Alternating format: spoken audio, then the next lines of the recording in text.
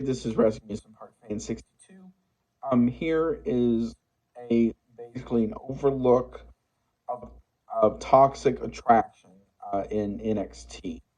Now, if you don't know who Toxic Attraction was, they were one of the biggest girl tag teams in NXT. They basically combined Mandy Rose with Gigi Dolan and JC Jane. This is basically the timeline for it, and I will do stuff in between. So first, on the July 21st edition of NXT, this was back when it was black and gold. Mandy came to NXT as part of a trade. I forgot who she got traded with. So she came out to look at a match between Gigi Dolan and Saraya. Um, I think that was her name. It was one of the Japanese wrestlers in NXT at the time. About less than 2 months later, Mandy came out debuting a new look. So she ditched the blonde hair, so she went with more of like a brunette look, and then she was all tan. Um, so this was the start of something. On the next week's episode of NXT, the July 21st edition, um,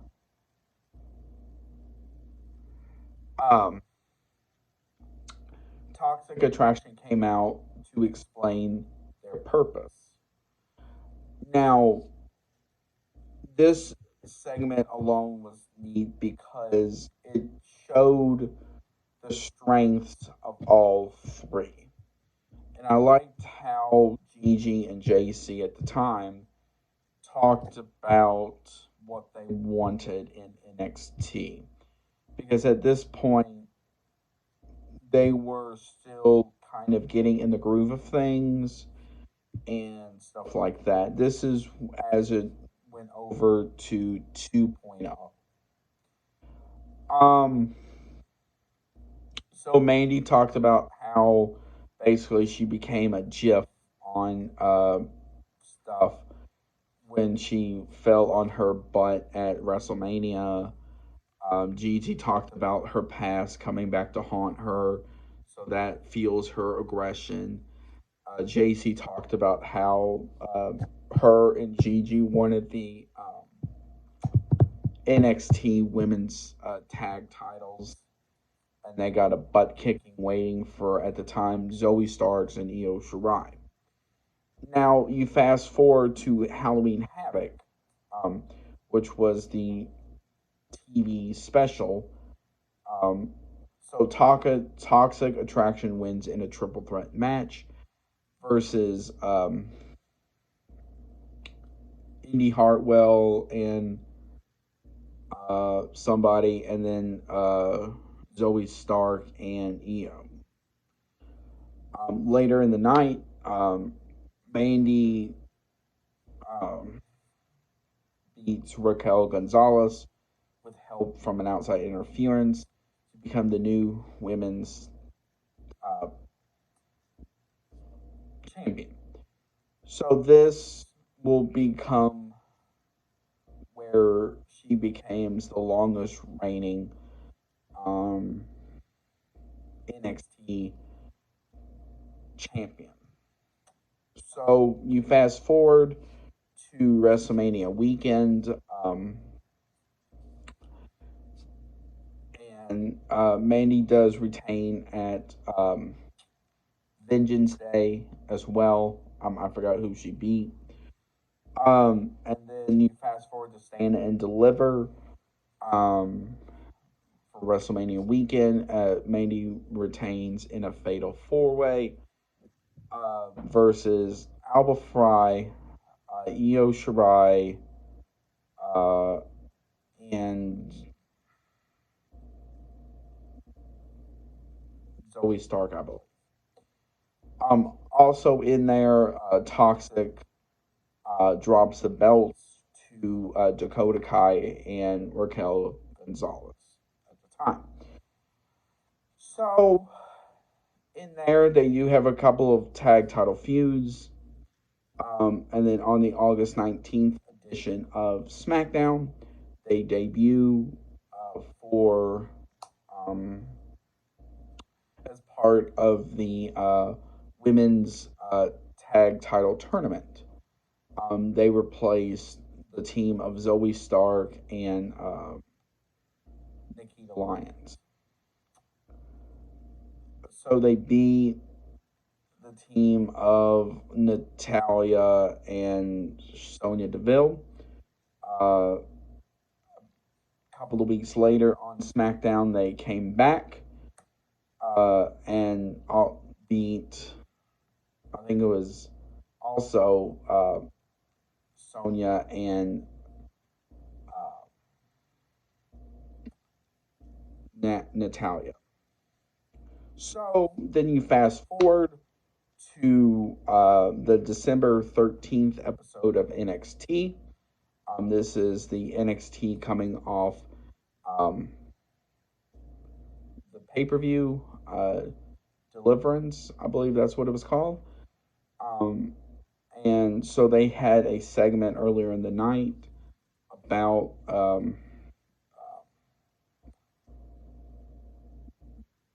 Roxanne Perez wanting a title match versus Mandy Rose. Mandy basically said, "You're on," and that closed the show. And uh, Roxanne did a pop rocks, and she and Mandy lost the title after a 413-day reign. In her reign, she did stuff like um, uh, she combined the NXT and the NXT UK title, where she beat the final boss. I forgot her name, as well as another NXT UK star. Um, then the next day, on it was announced that Mandy Rose was fired from NXT. Now, before I go on, it's still very unclear why she was fired. Supposedly, it had stuff to do with her paid site at the time, but um, a lot of that is still unclear at this moment. Um, Supposedly, NXT or WWE told her to take it down. She said no. Mandy claimed they never told her anything. Her lawyer told her to take it down, which she did, but then she got fired the next day. So, as you can tell, it's still very unclear, even several months later. So, back to this. On both the Christmas time episode and the New Year's time episode of NXT, Toxic Attraction was lost because they were so used to having Mandy with them. Um, I think it was JC did a promo about how they need to get back on track and do what they need to do. Um, Going into Vengeance Day, which was their first pay per view on the road. Um, Send, Stand, and Deliver the following year. Um, they There was a triple threat between Gigi Dolan, Jacy Jayne, and Roxanne Perez for the NXT title, women's title. Now, there was a cool segment in this where basically it was one of those like a contract signing, but it was between JC, Gigi, and Roxanne, along with commentator uh, Booker T. Now, this was more on Gigi and JC at this point, as there was tension starting to build between the two. The previous week, um, JC accidentally kicked Gigi, um, meant for Roxanne. Now, the segment was pretty cool because Gigi and JC were throwing dabs at each other. So, for example, Gigi was saying JC gets so nervous before her matches that she throws up in a bucket in the back and all this other stuff. So, if you can, I would highly suggest you watch that segment on YouTube. It is very entertaining. And so then